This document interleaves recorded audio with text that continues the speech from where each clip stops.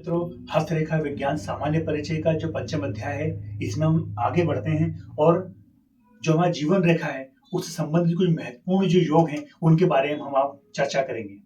जैसे हमने जाना कि जीवन रेखा से निकल करके जो अन्य रेखाएं जो होती हैं उनका क्या फल प्राप्त होता है। अब जीवन रेखा के अंदर कुछ दुर्योग भी बनते हैं, वो किस प्रकार के योग बनते हैं उनके बारे में हम चर्चा करते हैं। सर्वप्रथम जिस योग के बारे में चर्चा करना चाहूंगा, तो आपने सामान्यतः व्यक्ति के हाथ में देखा होगा कि कुछ रेखाएं शुक्र पर्वत से आकर के जीवन रेखा को इस प्रकार से काटती हैं। इस प्रकार से यदि इस प्रकार का कट या इस प्रकार से जीवन रेखा कटी हुई हो तो ऐसा व्यक्ति अपने जीवन काल के अंतर्गत कई बार बीमारियों से ग्रस्त रहता है और बीमारियों से ग्रस्त रहते हुए अपने जीवन में अपने धन का बहुत अपव्ययी व्यक्ति अपने जीवन में होता है। अर्थात यूं कहें कि उसके जीवन में बीमारी के ऊपर बहुत धन खर्च होता है।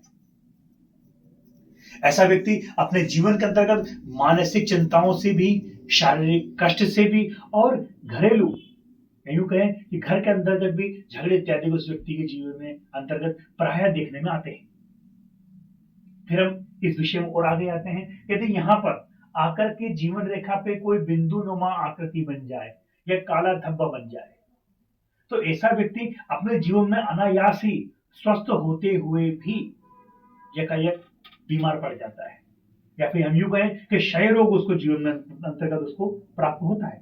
जीवन रेखा जंजीर नुमा आकृति की हो, इस प्रकार जिसकी जीवन रेखा पे इस प्रकार से जंजीरें बनी हुई हो, ऐसा व्यक्ति शारीरिक रूप से बहुत निर्बल होता है, मानसिक रूप से बहुत निर्बल होता है। अर्थात थोड़ा ही श्रम करने पर उसे थकावट महसूस होती है और निरुत्साही व्यक्ति का जीवन होता है।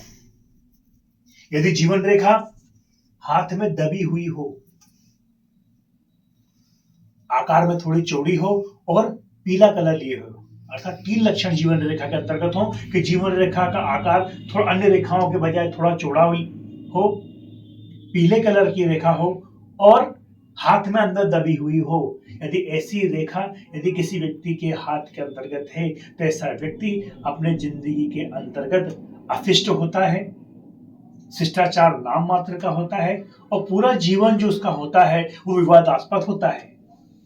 चाहे वो बुरा कर्म करे या ना करे, लेकिन बुराई उसे तत्क्षण ही प्राप्त होती है। या फिर अन्य शब्दों में मैं कहूं कि ऐसा व्यक्ति अपने जीवन काल में किसी न किसी रूप से विवादित रहता ही रहता है। अब यदि जीवन रेखा से निकल करके कुछ शाखाएं शुक्र पर्वत की ओर अंदर की ओर आए,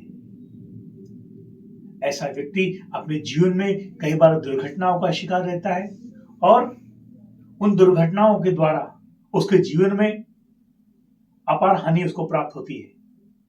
यदि जीवन रेखा के अंत में आकर के या बीच में कहीं द्वीप का चिन्ह बन जाए, जैसे समुद्र में द्वीप होते हैं, ऐसा द्वीप नुमा आकृति जहां पर बन जाए, जीवन रेखा में जहां पर बन जाए, ऐसा व्यक्ति क्षय रोग को प्राप्त होता है। दूसरे रूप में कहें मधुमेह रोग उसको हो सकता है, या अन्य शब्दों में कहें तो उसे दमे का रोगी भी ऐसा व्यक्ति हो सकता है।